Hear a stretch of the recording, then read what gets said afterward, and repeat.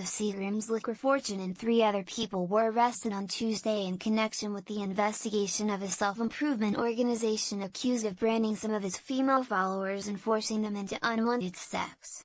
Clare Bronfman, 39, a daughter of the late billionaire philanthropist and former Seagram chairman Clare Bronfman Sr., surrendered to the FBI and pleaded not guilty to racketeering charges. She was freed from custody following a late afternoon court appearance where she pledged to post a $100 million bond to ensure her return to court. Related, how a secretive, cult-like group in upstate New York drew more than $100 million from 2 Bronfman daughters. U.S. District Judge Nicholas Garofis said the high amount after hearing prosecutors label her a flight risk and learning she has a net worth of roughly $200 million. Including a stake in an island resort in Fiji. Bronfman, who appeared in court wearing flip-flops and a t-shirt, didn't comment as she left a federal courthouse in Brooklyn. She was to remain under house arrest following her release. A former competitor in international equestrian show jumping competitions, Bronfman is accused in an indictment of taking a number of steps to help Shiv's founder and leader, Keith Raniere, exercise control over members of the upstate New York group, including identity theft, interception of electronic communications and money laundering.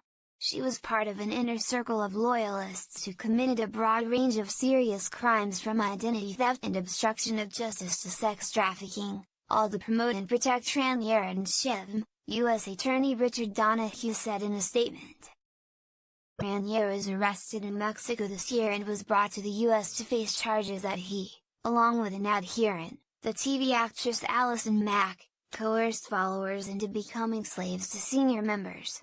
In a statement, a lawyer for Bronfman, Susan Necheles, called the charges a result of government overreaching in charging an individual with crimes just because the government disagrees with some beliefs taught by and achievement held by Clare. "We are confident that Clare will be exonerated," she said. Also arrested Tuesday were Nancy Salzman, who was the organization's longtime president, her daughter, Lauren Salzman, and a former bookkeeper for the group, Kathy Russell. All 3 were released on bail without entering pleas.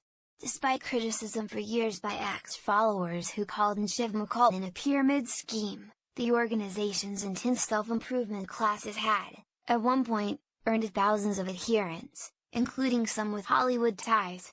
They included Nikki Klein, an actress who appeared on Battlestar Galactica, Bronfman's sister Sarah Bronfman, the son of former Mexican President Carlos Salinas de Gortari, and India Oxenberg, a daughter of Dynasty actress Catherine Oxenberg.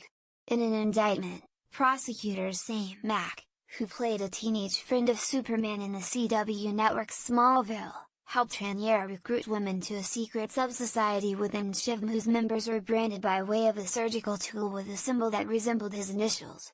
Women were expected to be subservient to masters, prosecutors said, including giving in to demands for sex. The arrest of Bronfman, who has long been affiliated with Shiv, wasn't a surprise. At a court hearing in June, a judge rejected an attempt to get Raniere released on $10 million bail paid for by Bronfman after prosecutors labeled her a co-conspirator. In earlier court filings, the government detailed how Bronfman gave away tens of millions of dollars of her fortune to support Raniere and his group, including paying for private air travel at a cost of $65,000 a flight.